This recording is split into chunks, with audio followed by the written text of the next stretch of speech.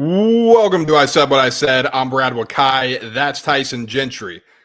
Wild NFL trade deadline today in terms of volume of moves, Tyson. There are a couple big moves. I mean, I think, did you feel a little underwhelmed after this? Or were you like, wow, this was awesome? No, dude, the NFL trade deadline is almost always crickets. Like it's more smoke than we got this year leading up for nothing to happen. And then this year, like some of the smoke was always silly. Like A.J. Brown was never getting traded from the Eagles. Max Crosby has a giant back tattoo of the Raiders organization. Myles Garrett just signed a giant contract. So like that stuff was kind of in one ear, not the other.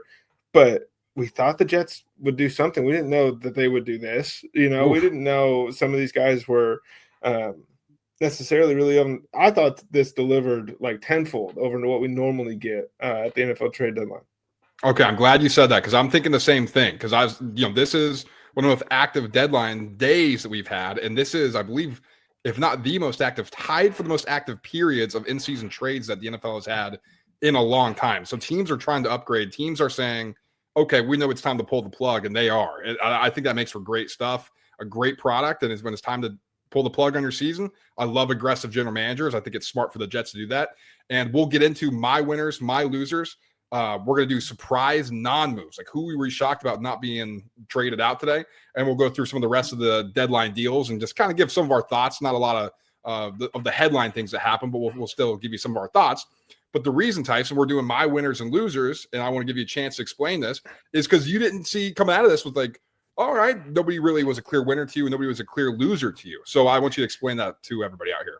Well, I think there were winners for sure, and I think that everybody's going to kind of agree on who those ones were. But as far as the loser thing goes, like I'll save the teams maybe for when we get in there. But I can wrap my head around all these moves. Like some of them are funny because social media made them funny, but like on the football field, like a little bit, some of these things make sense. I guess the biggest loser, if I had to pick one, would have been the Cincinnati Bengals. That Logan Wilson trade is crazy. Like that was like what is the trade is fine. What is the process that led us to this point? So I guess I do have one loser, and it's the same guys as always. Yeah.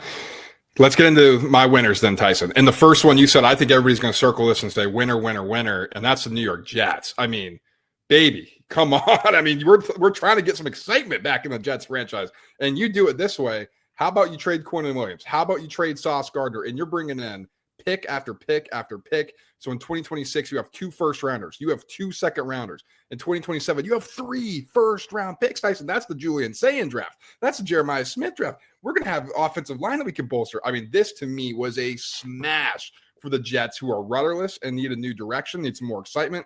And this to me was a great day for them.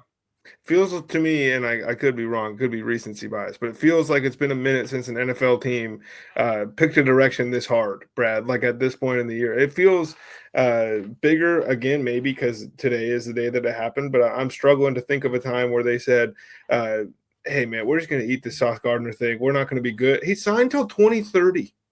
And they were just like, hey, first of all, we got the Jalen Ramsey package. What more really can you ask for when you ship out a cornerback? And then the Jets put themselves in a position here to hopefully someday maybe nail the quarterback position and help everything else fall into place.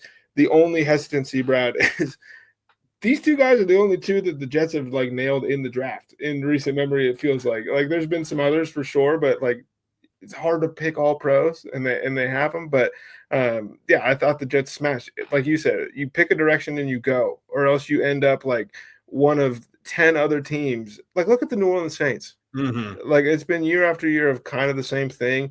And that's why, we push back a little bit when people jump all over Carolina because the Bryce Young trade has aged so horribly. And it's like, yeah, we understand that it didn't end well, but the process to get there is what you really should be. It's a bell curve. And if you're in the middle, you're losing. Yeah, and I think that's one of the reasons why the Saints weren't a winner or loser for me. They don't have anybody in their roster besides Chris Olave, who's worth trading. But you have to see if Tyler Shuck can be your quarterback. So you're in a catch-22 there, Tyson, and it's not a place you want to be, as you pointed out. So I love this direction from the Jets. Last thing on Jets for me, this tells me that they're committed to Aaron Glenn, too. Like, I don't think you tear this thing down if you're going to fire him at the end of the year. That would be the most Woody Johnson thing of all time. It would. And that would be probably pretty disgusting, I think. I mean, That would be insane if you're going to green light that and go in that direction. Another winner for me, Tyson, and we will discuss this on our Philadelphia Eagles Focus podcast, Filthy, that's on this channel. But it's the Philadelphia Eagles, man. Howie Roseman just continues to smash. And, it was classic Eagles, classic Howie Roseman.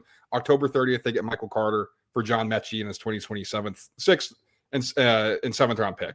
Okay, pretty good. That upgrades a quarterback spot. Then you get Jair Alexander for a 2027 round pick. This is a guy who's been talked about, or a 2027 round pick in Jair Alexander for a 2026 6th round pick. Tyson, this is a guy who's been linked to the Eagles for the past couple of years. I don't know how much gas he has in the tank, but it's better than what they've had. Let's just put it that way. So you bolster your cornerback spot. And then what have we've all been saying? They need a pass rusher. You go get Jalen Phillips for a 2026 third. You're paying him $500K for the rest of the year. The Dolphins are eating $8 million. I mean, what is going on here? What a smash from the Eagles, man. I'm not going to jump too hard into the corner stuff because if it goes well, if Jair Alexander is better than Adoree Jackson, then it's huge. But the investment is as little draft capital as you can give up to get a player, essentially. And Michael Carter, maybe he plays a slot and maybe Cooper DeJean goes outside, or I don't know how that's going to work for Philadelphia. But that to me is more of just throw as many bodies at this problem as we can and just hope one hits. The Jalen Phillips thing, there was a lot of I can't believe this was the price on the Philadelphia Eagles, giving up more than maybe people thought. And I understand that oft-injured guy, but he's awesome when he's on the field, or he's been awesome. And Philadelphia have the 9th fewest sacks in the NFL. So you go out and you get a guy that you think can be a starter for you as Nolan Smith comes back, and then you add Phillips into the fold here. And you mentioned the salary cap thing where Miami's going to eat most of the salary. The starting salary for where the Eagles would pick at the end of the 3rd round, there's $1.92 million. So there is cap savings there. It is a rental. But they're trying to win a Super Bowl, yes. And Miami wasn't going to re-sign this guy. And so I like it from both sides here. That's you have to, and if the Dolphins would have gone full, hey, we're going to suck, then I would have liked it a lot more for Miami, I think, because Bradley Chubb could have gone too. Right. We'll talk about some of the other rumors that were tied to the Dolphins here at the end of the episode. But, I don't have any problem with this from either side. It's hard to parse out kind of what's posted all over the place and the instant reactions and everything with oh, this is a team trying to win the Super Bowl. This is a team that's not. And so that with the Sauce Gardner thing.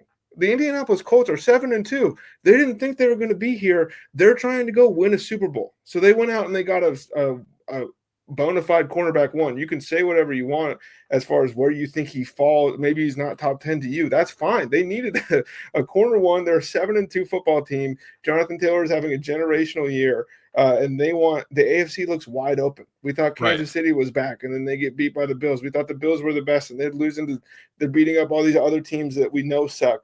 The Colts are looking at this thing maybe we're a Sauce Gardner away from winning a championship. So sometimes you got to put your nuts on the table. And Carly Ursay started the day by doing that. That's my 3rd winner, the Indianapolis Colts, Tyson. It's a rare win-win. I thought the Jets getting back those 2 first-rounders for Sauce Gardner was great. And I think if you're the Colts, like you said, that is an expensive price. People are going to look and say, right, it's expensive and I don't know if for Sauce Gardner. You got an opportunity here to do something you haven't in a long time if you're the Colts. And again, this is my philosophy. I know some people are a little bit different, and this is where it kind of comes into roster building or football philosophy. I'm more in the Rams side of view or point of view. If you can win a championship, F it and go for it, because you have very little opportunity to do that in this league.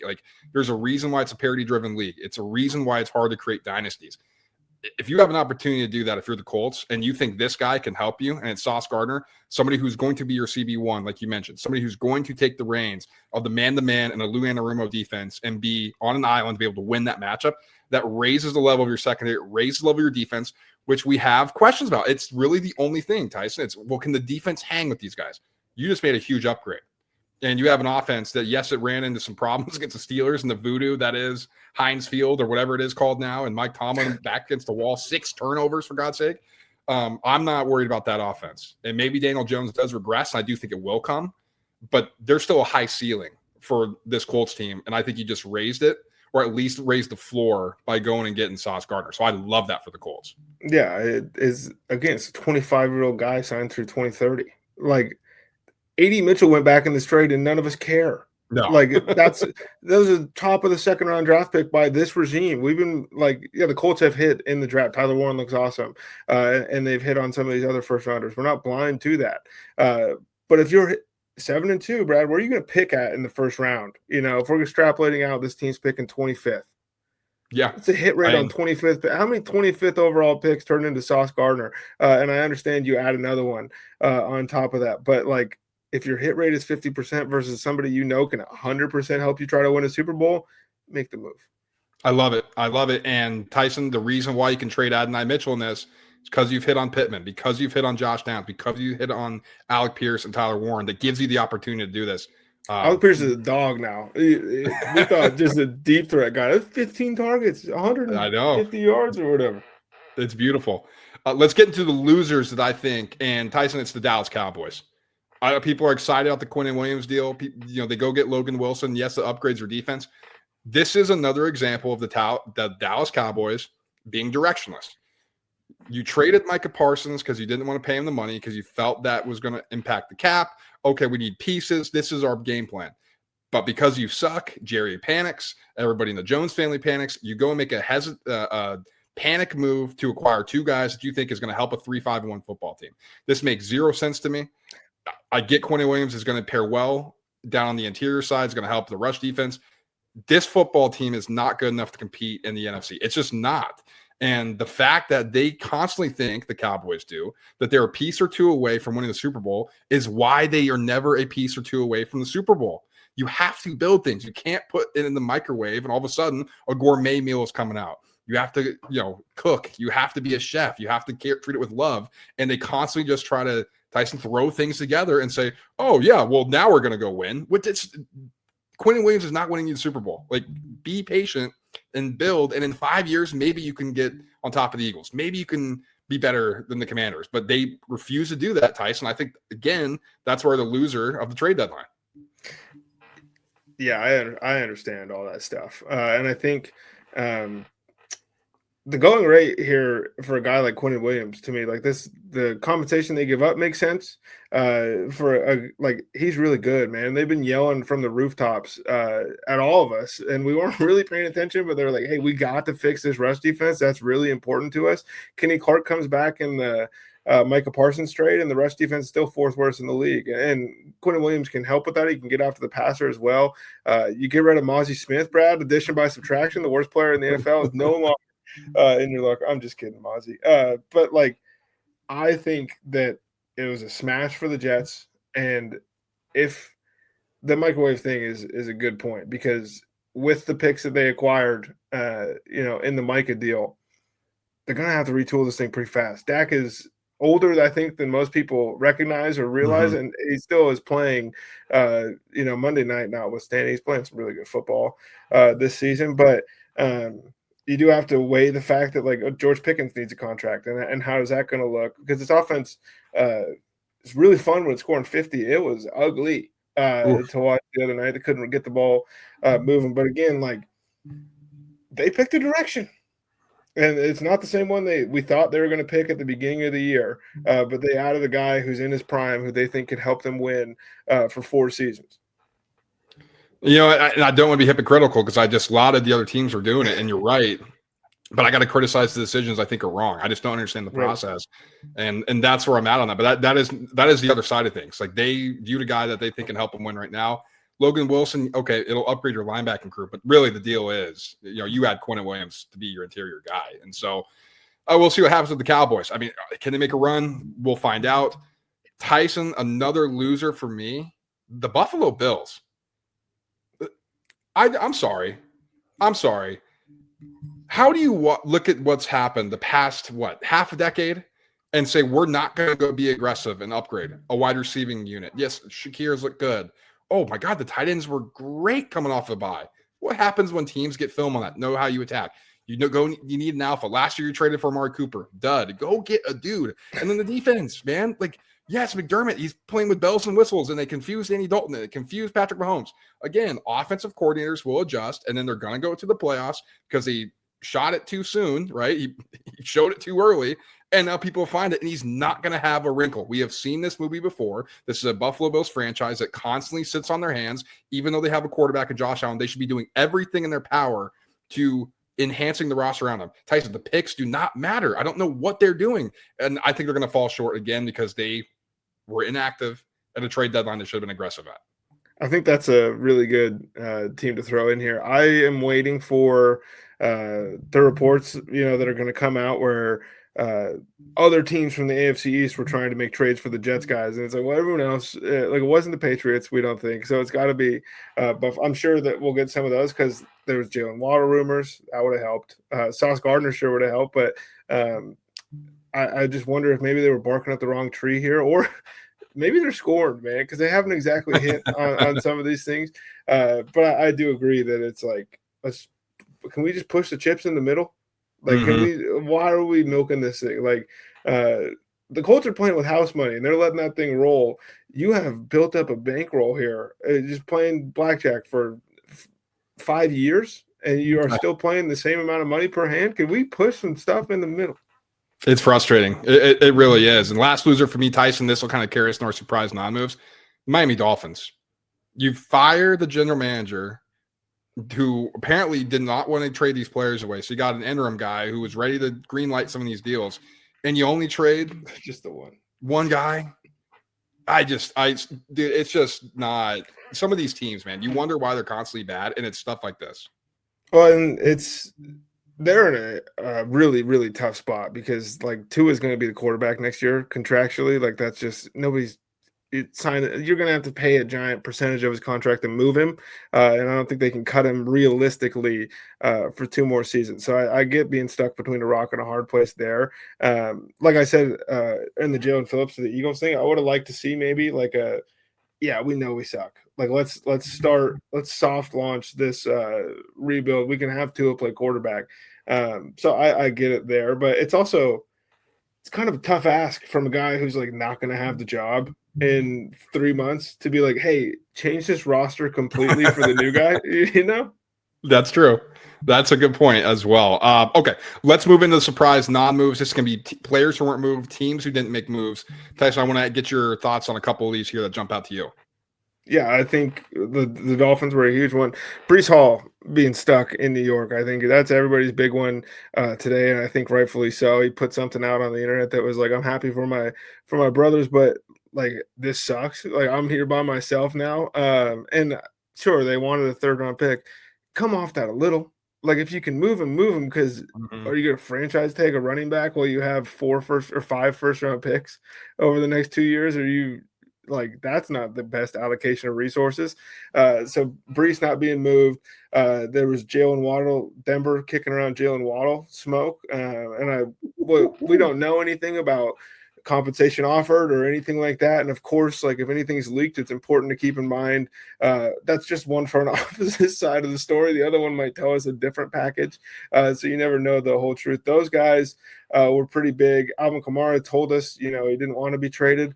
And I understand that, but it's like, if Kansas City calls, you're still going to go drink pina coladas. That was the Chiefs were another one where it was like, maybe they're gonna push, to win the Super Bowl again here. But there's some really good teams in the league this year that like where they're at. The Saints did some stuff, like Trevor Penning got dealt essentially for nothing, but you get off of a guy you weren't going to bring back for a late round draft pick, and then Rashid Shaheed being moved to the Seattle Seahawks. I thought that was one of the more fun trades of the day. I'm sure Torrey Horton woke up this morning and was just like, I just balled out on national in front of everybody, and you guys need security behind Cooper Kupp. I got this.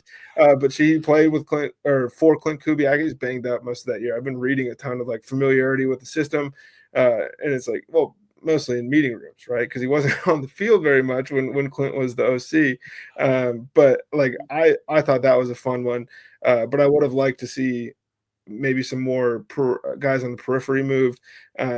But other than that, it was like Joe Troy and Sharenka got moved for a late pick, and there's a lot of special teamer swaps today, Brett.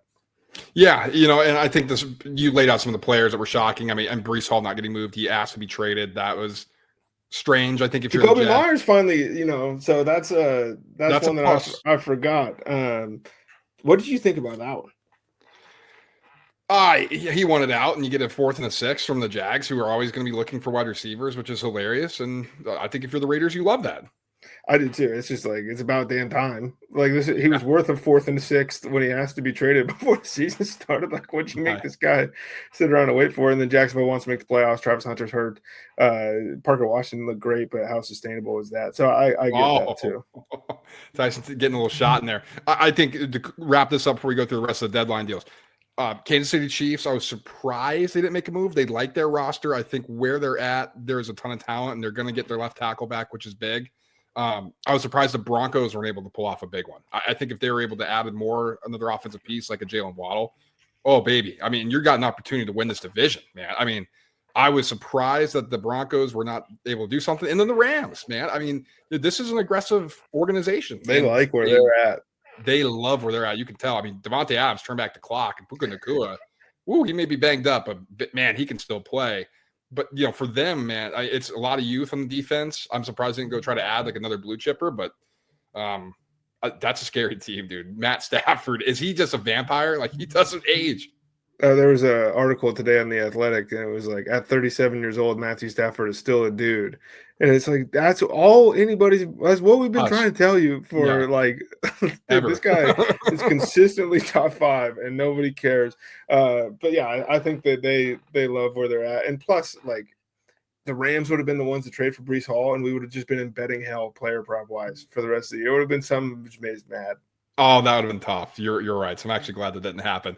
Let's run through these rest of the deadline deals. Tyson mentioned a couple of them. I'm going to start on we already mentioned the Eagles. So let's start here on the 3rd. Draymond Jones gets traded by the Tennessee Titans to the Baltimore Ravens, a conditional 5th. That can become a 4th-round pick. Does that move the needle for you? I mean, in the same way that all Ravens midseason trades seem to, where it's like, this guy is either out of the league in 3 weeks or he's going to be all pro for the rest of the year. The Bengals, we had that Logan Wilson of the Cowboys as a 2026 7th. That's an interesting one from the Bengals perspective. Raiders trading Jacoby Myers, about time, as we both said. That's something interesting. I didn't get my thoughts on the Rashid Shaheed trade. And yeah, Torrey Horton's got to be pissed. Dude, this offense has freaking horsepower, man. I mean, when's the last time you've been excited about an offense in Seattle? Like, this is crazy. Dude, it looks like that every time. Like, it's not like, that offense looks unstoppable once a month. It's every time same.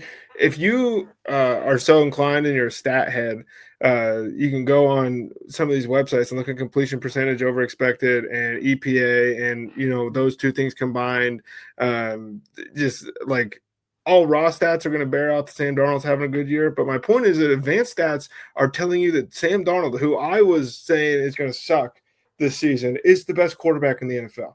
Like, Sam Darnold's going to win an MVP trophy, Brad, and I'm going to sit there and I'm going to go, whoops.